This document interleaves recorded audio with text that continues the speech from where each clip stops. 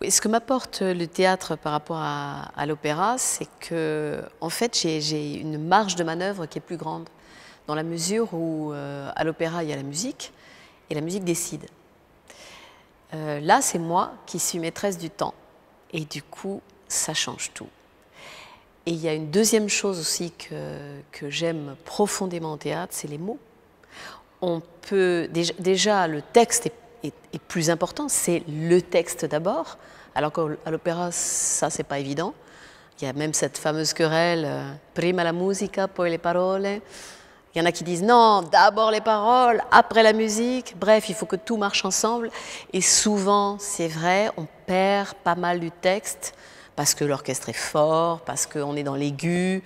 Et du coup, on n'a pas ce même rapport aux mots. Et en plus, les livrets ne sont pas toujours géniaux.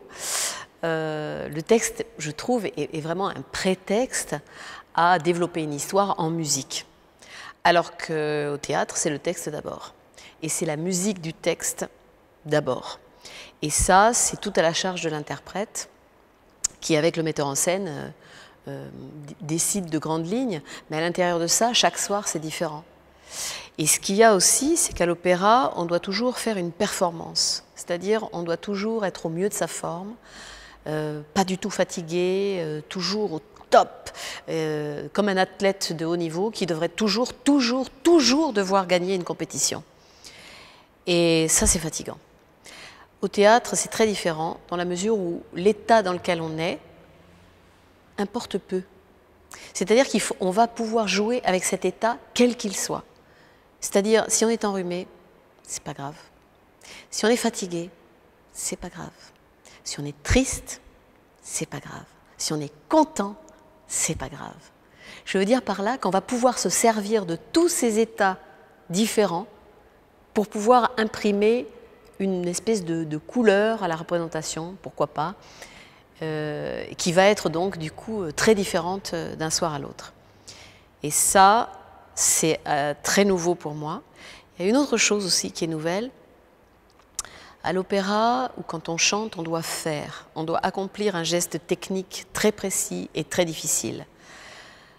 Au théâtre, le principe, le but ultime, c'est précisément de ne pas faire, de se laisser traverser par le texte et de voir ce qui va advenir.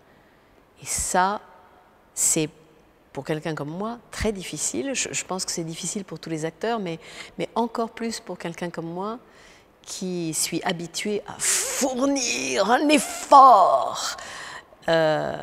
Et se laisser aller, cette sorte de, oui, de laisser faire, de laisser venir, de être au lieu de faire,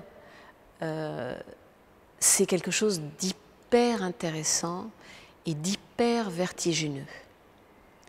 Et ça ouvre des perspectives hallucinantes.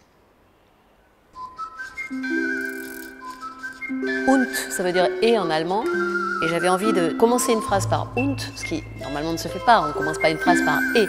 Mais j'ai envie d'écrire à la fois par rapport à cette pièce et par rapport à mon parcours au théâtre, und was noch danach, et quoi encore après.